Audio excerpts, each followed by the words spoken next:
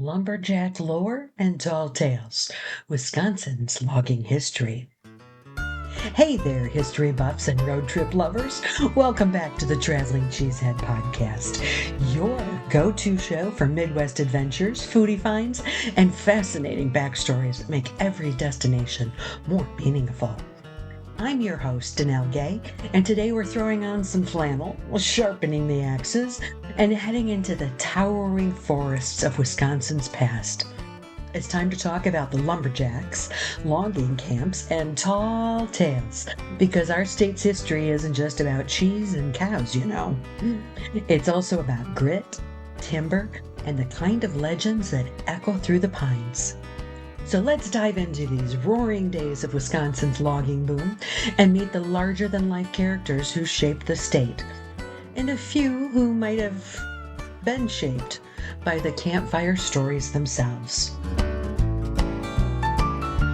So Wisconsin's logging roots, oh my goodness. Long before Wisconsin became the dairy state, it was known for its vast, dense forests, and it was timber, not cheese, that fueled the first major economic boom.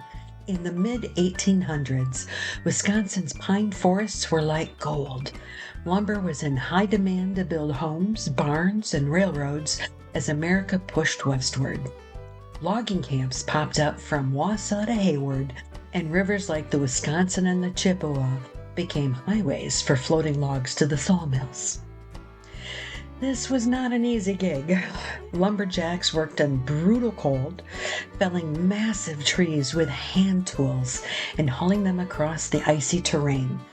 It was grueling, dangerous work, but it was also a brotherhood with its own traditions, songs, and stories. So life in a logging camp? What was daily life like for a 19th century Wisconsin lumberjack? Well, rough to say the least. Lumberjacks would rise before dawn to the sound of the cook's bell. Breakfast was heavy. Think flapjacks, beans, and strong coffee served up in those tin mugs. They needed those calories because the rest of the day was non-stop physical labor, chopping, hauling, and dodging falling timber. After the workday ended, the evenings were for storytelling, singing, and a little friendly wrestling. The camps were all-male environments, and humor was often crude, but the sense of camaraderie was strong. And this is where the tall tales come in. So Paul Bunyan, and there were other tall tales too. I'm sure that you can't talk about lumberjack lore without tipping your hat to Paul Bunyan, the most famous mythical lumberjack of them all.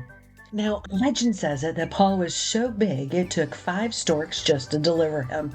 He could fell 10 trees with one swing of his axe, and his companion, Babe, that big blue ox, was equally enormous. Together, they shaped the landscape of North America in stories told around the fire. Now, was Paul real?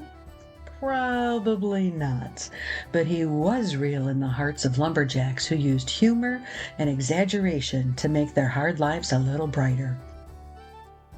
And Wisconsin has its own version of these tales.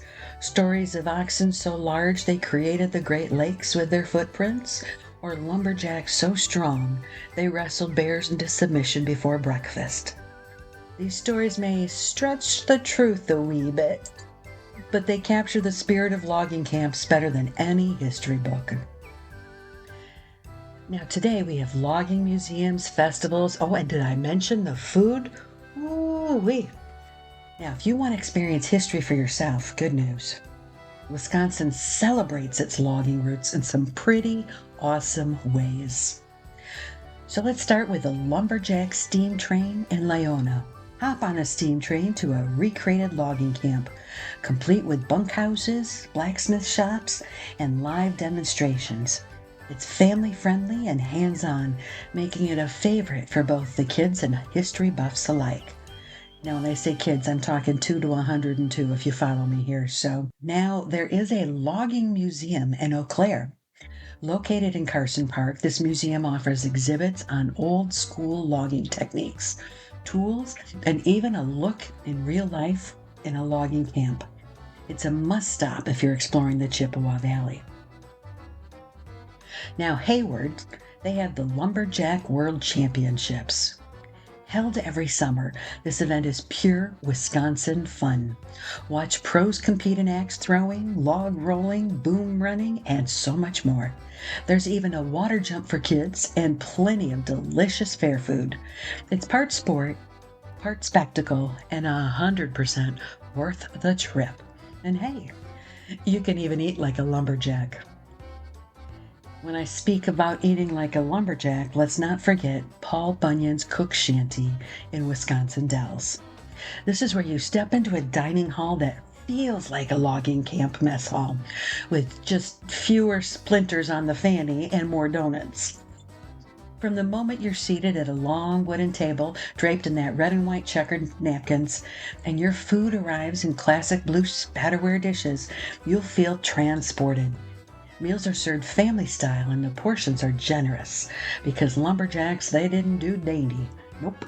And yes, those warm donuts you get to start your meal with, absolute heaven. Oh yeah! It's all hearty, nostalgic, and oh so Wisconsin. But I have a question for you.